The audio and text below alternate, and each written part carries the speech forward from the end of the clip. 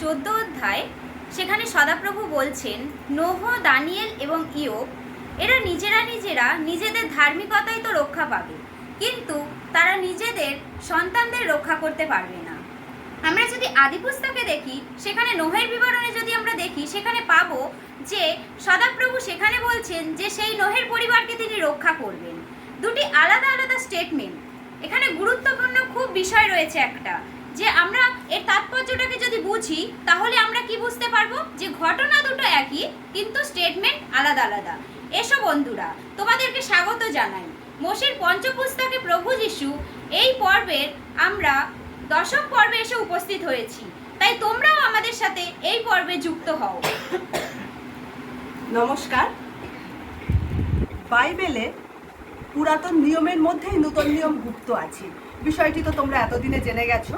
আর আজকে যে বিষয়টি নিয়ে আমরা আলোচনা করব সেটি শুনলাম যে জিহিজকেল পুস্তকের 14 অধ্যায় 14 পদ, 18 পদ এবং 20 পদ, এই তিনটি পদের মধ্যে একই স্টেটমেন্ট আছে যে ঈশ্বর বলছেন এই তিন ধার্মিক ব্যক্তি তাদের নিজ ধার্মিকতায় নিজেরা রক্ষা পাবে, কিন্তু পুত্রকন্যাদের রক্ষা করতে পারবে না। অথচ নোহের বিবরণে ঈশ্বর সদাপ্রভু নিজে তার পুত্র এবং পরিবারদের রক্ষার জন্য নোহকে জাহাজ তৈরি করতে বললেন। এর কারণটা কি? আমরা কি এটা মনে করছি যে ঈশ্বর দু জায়গায় দুরকম কথা বলছেন? আমাদের যত আলোচনার মধ্যে প্রবেশ করব ততই বিষয়টি পরিষ্কার হবে। রহস্যজনক এক উক্তি, সেই উক্তির মধ্যে আমরা প্রবেশ করার আগে তাহলে তো প্রথমে আমাদের দেখতে হয় যে নোহ এবং তৎকালীন সমাজটা কেমন ছিল। আমরা যদি আদি পুস্তক 6 অধ্যায় পড়ে পড়ে আসি তাহলে দেখব 13 পদ পর্যন্ত সেই সময়ের জগৎ কেমন ছিল আছে। জগৎ হচ্ছে ভ্রষ্ট হয়ে গিয়েছিল আর দৌরাত্ম্যে পরিপূর্ণ। এই ভ্রষ্ট জগৎ থেকে ঈশ্বর নোহকে কি বলছেন? জাহাজ তৈরি করে। নোহ কেমন মানুষ ছিলেন? আদি পুস্তক তার 6 অধ্যায় 9 পদ ভীষণ ইম্পর্টেন্ট। আমরা আলোচনায় প্রবেশ করার আগে নোহর জীবনটা একটু দেখে নিই, তারপর আমরা আলোচনায় প্রবেশ করব। পড়ো। নোহ তৎকালীন লোকেদের মধ্যে ধার্মিক ও সিদ্ধ লোক ছিলেন। নোহ ঈশ্বরের সহিত গমনাগমন করিতেন। দেখো নোহ কিরকম লোক ছিলেন। প্রথম 1 নম্বর পয়েন্ট হচ্ছে নোহ তৎকালীন লোকেদের মধ্যে ধার্মিক। 2 নম্বর পয়েন্ট কি? তিনি সিদ্ধ ছিলেন। আর 3 নম্বর মোস্ট ইম্পর্টেন্ট, তিনি ঈশ্বরের সঙ্গে গমনাগমন করতেন। তথাপি সেই সময়ের জগৎ বা দুনিয়া কীরকম ছিল? ভ্রষ্ট, অত্যাচারী, দৌরাত্ম্যে পরিপূর্ণ। শুধু মানুষ যে এরকম হয়েছিল তা নয়, পৃথিবীর সমস্ত জীবের এই দুর্দশা হয়েছিল। অথচ সেই কলুষিত জগৎ থেকে একজন এমন মানুষকে পাওয়া গেল যার মধ্যে ধার্মিকতা ছিল, সিদ্ধতা ছিল এবং ঈশ্বরের সঙ্গে তিনি গমনাগমন করতেন। এরকম মানুষকে ঈশ্বর বাঁচাবেন বললেন। এই মানুষকে ঈশ্বর বাঁচাবেন, হ্যাঁ তিনি বাঁচালেনও, কিন্তু প্রশ্নটা তো আমাদের অন্য জায়গায়। নোহ নিজ ধার্মিকতায় তো রক্ষা পাবে, কিন্তু তার পুত্রকন্যারা?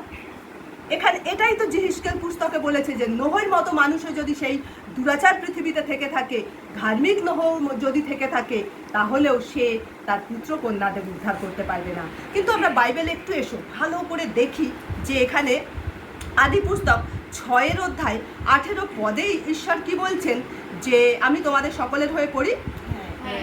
তোমার সহিত আমি আপন নিয়ম স্থির করিব, তুমি আপন পুত্রগণ, স্ত্রী ও পুত্র বধূদিগকে সঙ্গে লইয়া সেই জাহাজে প্রবেশ করিবে।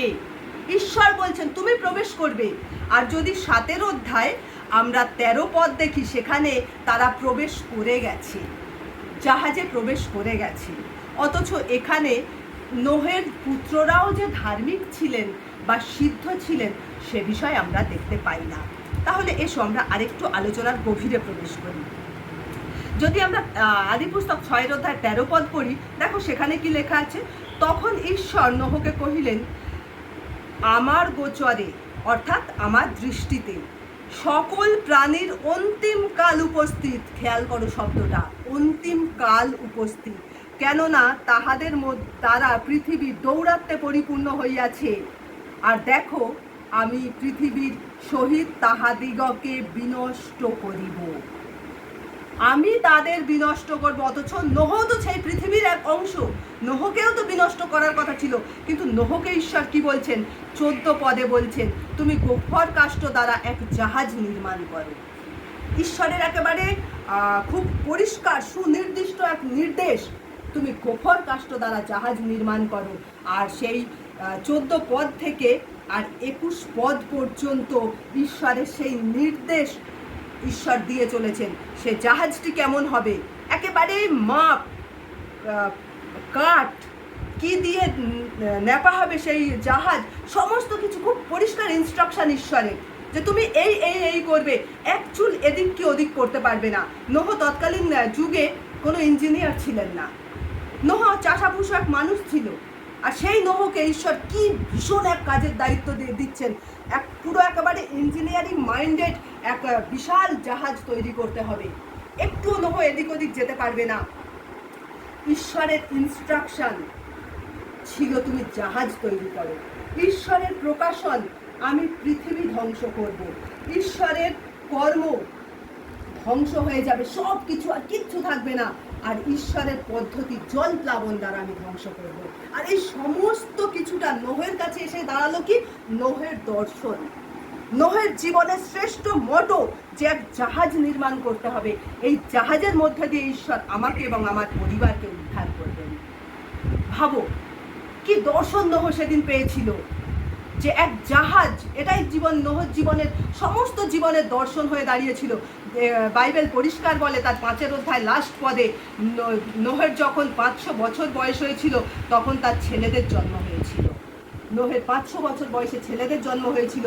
আর তারপর ঈশ্বর নোহের সঙ্গে এই চুক্তি করলেন, কথা বললেন। আর নোহের জীবনের সেই ঈশ্বরের পরিকল্পনা নোহের জীবনের দর্শন হয়ে দাঁড়ালো। এবার তোমরা বুঝতে পারছো কি, যে নোহ যে দর্শন পেলেন ঈশ্বরের কাছ থেকে, যে প্রকাশন পেলেন, ঈশ্বরের ইচ্ছা যে নোহকে জানানো হলো। ঈশ্বর তো সৃষ্টিকর্তা, তিনি ধ্বংস করবেন তার পৃথিবী, নোহকে জানানোর কি ছিল? এখানেই তো ঈশ্বরের ন্যায় পরায়ণতা, এখানেই তো অপরিবর্তনীয় বাক্যের প্রমাণ পাওয়া যায়। ঈশ্বরের প্ল্যান কোনো কিছুর বিনিময়ে পরিবর্তন হবে না। ঈশ্বর তার প্ল্যান মাফিক ঠিক চলে যাবে। ঈশ্বরের ন্যায়পরায়ণতা কি? যে সমস্ত কলুষিত পৃথিবী একজন ধার্মিক, একজনকেই আমি উদ্ধার করব। সমস্ত পৃথিবীর সঙ্গে সে ধ্বংস হবে না, কোনো মতে ধ্বংস হবে না। ঈশ্বর তো সেটাই করছিলেন, নোহকে তিনি ধ্বংস করবেন না। কিন্তু এবার যেটা আমি তোমাদেরকে বলতে যাব না, দেখো নোহকে ঈশ্বর দর্শন দিলেন, এবং সেটা কিসের দর্শন দিলেন? জাহাজ তৈরি করো, পৃথিবী বন্যায় ধ্বংস করে দেবো আমি। তৎকালীন পৃথিবীতে এরকম বন্যা শব্দটি মানুষ কানে শোনেনি। এইভাবে যে বৃষ্টি পড়ে পৃথিবী ভাসিয়ে দিতে পারে মানুষের অভিজ্ঞতার বাইরে। তোমাদের আর একটি পদ আমি পড়তে বলি, ইব্রিয় পুস্তকের 11 অধ্যায় 7 পদটি একবার পড়ো। বিশ্বাসী নোহ যাহা যাহা তখন দেখা যাইতেছিল না, এমন বিষয়ে আদেশ পাইয়া ভক্তিযুক্ত ভয়ে আবিষ্ট হইয়া আপন পরিবারের ত্রাণার্থে এক জাহাজ নির্মাণ করিলেন এবং তদ্বারা জগৎকে দোষী করিলেন ও আপনি বিশ্বাসানুরূপ ধার্মিকতার অধিকারী হইলেন। দেখো এখানে খুব স্পষ্টভাবে ইব্রিয় পত্রের লেখক লিখেছেন যে তখন যাহা যাহা দেখা যাইতেছিল না, অর্থাৎ আকাশে বৃষ্টি হওয়ার জন্য তো মেঘের দরকার হয়। একটা ফোঁটা মেঘ ছিল না আকাশে, এক বিন্দু মেঘ ছিল না। আর নোহ কি করলেন? সে বিশাল জাহাজ তৈরি করতে লেগে গেলেন। জাহাজের পরিমাণটা তোমরা শুনবে কত ছিল। সেই জাহাজ বাইবেলে যে ভাষায় দেয়া আছে 300 হাত লম্বা, অর্থাৎ যদি আমরা 1 হাত সমান সমান 1.5 ফুট ধরি, তাহলে দাঁড়ায় 450 ফিট লম্বা সেই জাহাজ। কি বিশাল জাহাজ ভাবতে পারো। সেই জাহাজের প্রস্থ কত ছিল? যেটা বাইবেলে দেয়া আছে 50 হাত, অর্থাৎ 75 ফিট। আর উঁচু কতটা ছিল? 45 ফিট 30 হাত। মানে একটা গোটা ফুটবল স্টেডিয়ামের সমান সেই জাহাজ। এই জাহাজকে তিনি তৈরি করতে বললেন। এবার ভাবো, সেই কলুষিত পৃথিবীর মধ্যেই তো নোহ এবং তার পরিবার। এই বিশাল কর্মকাণ্ড কি নোহের একার পক্ষে সম্পন্ন করা সম্ভব ছিল? যদি বা তিনি করেও, তাহলে যদি পরিবারের সাপোর্টটা তিনি না পান, কিভাবে তিনি করবেন? বাইরের তো বিদ্রুপ। এখানে পিতরের পত্রে যদি তোমরা পড়ো, সেখানে দেখবে পিতরের পত্রে 2 অধ্যায় 5 পদ, সেখানে লেখা আছে ঈশ্বরের দীর্ঘ সহিষ্ণুতায় যখন বিলম্ব করিতেছিল, তখন সেই অবাধ্য মানুষেরা কিভাবে নোহকে ক্লিষ্ট করছিল, বিদ্রুপ, তাচ্ছিল্য, এইগুলো করে যাচ্ছিল। নোহকে তো সে যুগের শ্রেষ্ঠ পাগলও আখ্যা দিয়ে দিয়েছিল। বাইবেলে এটা লেখা নেই, আমি আমার ভাষায় বলছি যে সে যুগের শ্রেষ্ঠ পাগল, মহাপাগল, এরকম নামে নোহকে নিশ্চয় ডাকা হতো। আর নোহ সে সব কিছু সহ্য করে সে দর্শনের পিছনে ছুটে চলেছে।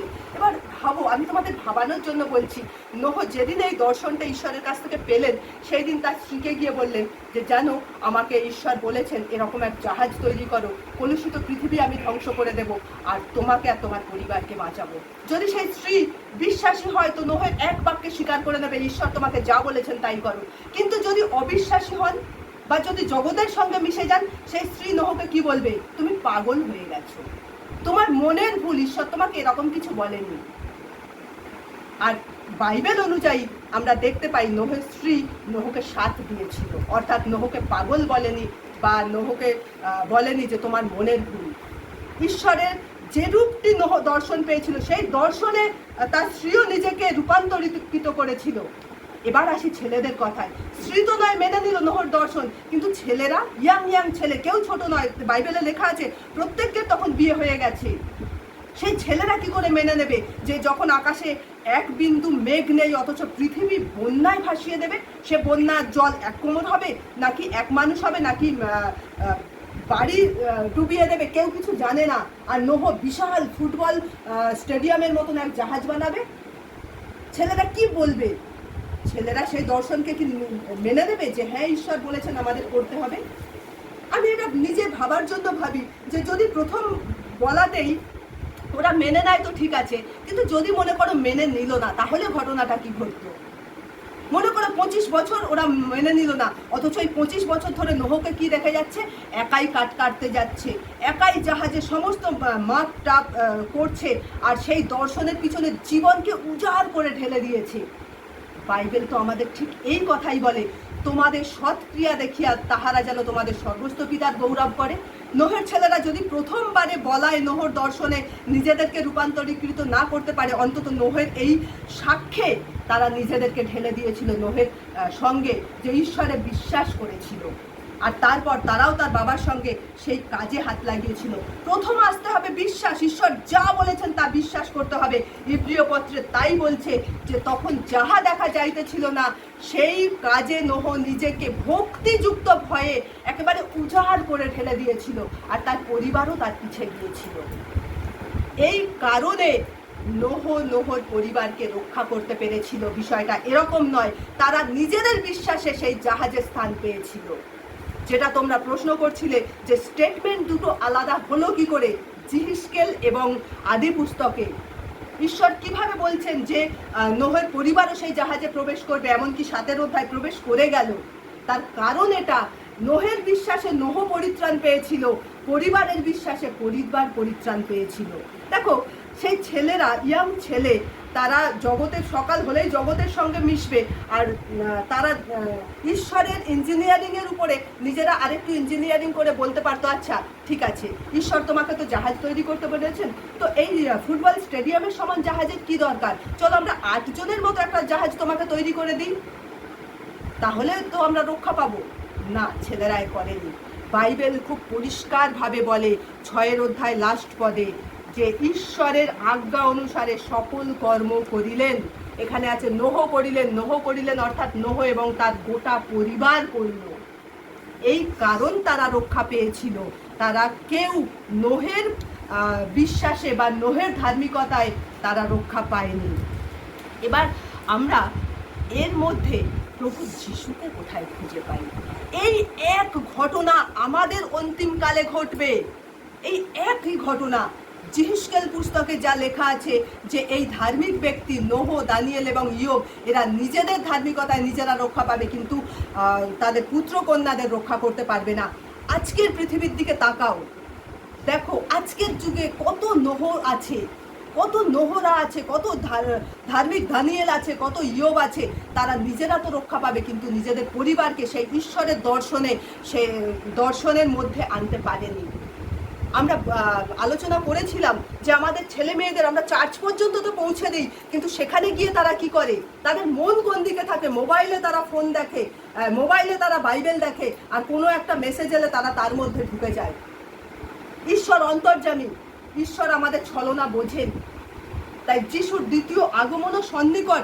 যেভাবে নোহের জলপ্লাবন যতদিন না এলো সবাইকে ভাসিয়ে নিয়ে গেল, ততদিন তারা বুঝলো না আমাদের পুত্র কন্যারাও মুখে তো ঈশ্বর ঈশ্বর করে, প্রভু প্রভু করে, কিন্তু তাদের হৃদয় ততটাই দূরে। দেখো সে যুগে নোহ প্রায় 120 বছরের বেশি সময় ধরে প্রচার করেছিল। দ্বিতীয় পিতরের 2 অধ্যায় 5 পদে বলে নোহ ধার্মিকতার প্রচারক, অর্থাৎ নোহ শুধু না নিজ পরিবারের কাছে ঈশ্বরের এই বাণী প্রচার করেনি, গোটা জগতের কাছে প্রচার করেছিল। তথাপি এই দীর্ঘ সময় ধরে একজন মানুষ সেই জাহাজে প্রবেশ করতে পারেনি। যদি নোহের পরিবারও, তার 8 ছেলে, 3 পুত্রবধূ আর তার স্ত্রী, নোহ ছাড়া আর 7 জন যদি বিশ্বাসে এই কাজে নিজেদেরকে উজাড় করে না দিত, তারা যদি বিশ্বাসের পরীক্ষায় উত্তীর্ণ হতে না পারত, তাহলে তারাও জগতের সঙ্গে বিনষ্ট হতো। ঈশ্বর কারোর মুখ অপেক্ষা করেন না। ঈশ্বর এদেরও বাঁচাতেন না, জগৎকে যেভাবে ধ্বংস করেছেন এদেরও সেইভাবে করতেন। আজকে আমাদের পরিবার কিসের সম্মুখীন হতে চলেছে? প্রভুর দ্বিতীয় আগমনের সম্মুখীন হতে চলেছে। আর নোহের সময় যা কিছু ঘটেছিল আজও সেই সমস্ত চিহ্ন বর্তমান। আজকে আমরা যদি 2 তিমথিও তার 3 অধ্যায় 1 থেকে 4 পদে দেখি, সেখানে শেষকালে জগৎ কীরকম হবে তার চিহ্ন বর্তমান। আমাদের পুত্র কন্যারা সব অভিমানী হয়ে পড়বে। এখনকার যুগে তো তাই দেখতে পাচ্ছি, তারা অবাধ্য চূড়ান্তে পৌঁছে গেছে। আমাদের কথা তারা মাথা নেড়ে বলে হ্যাঁ, কিন্তু পরে না করে দেয়। এই জন্য বাইবেল বলে নোহরা রক্ষা পাবে, কিন্তু নোহের সন্তানদের নোহ রক্ষা করতে পারবে না। প্রত্যেককে রক্ষা পাওয়া, স্যালভেশন শুধুমাত্র তার নিজের ধার্মিকতায়, নিজের বিশ্বাসে আর ঈশ্বরের অনুগ্রহে সম্ভব। অন্য কারো ধার্মিকতায় নিজে রক্ষা পাওয়া যায় না। নোহের সময়েও যেমন পাওয়া যায়নি, আর আজও আমরা যখন দ্বিতীয় আগমনের দোরগোড়ায় দাঁড়িয়ে আছি, আজও কেউ পাবে না। আমি প্রার্থনা করি আমাদের যুগে আজও যে সমস্ত নোহরা আছে, যে সমস্ত দানিয়েলরা আছেন, যে সমস্ত ইয়োবেরা আছেন, তাদের ধার্মিকতায় রক্ষা পাক, কিন্তু তাদের দর্শন যেন তাদের ছেলে, তাদের পুত্রবধূ, তাদের গোটা পরিবারের মধ্যে ছড়িয়ে দিতে পারে, এবং আমরা একসঙ্গে যেন সেই পরিত্রাণের নৌকায় যিশুতে স্বর্গধামে পৌঁছাতে পারি। হালেলুয়া।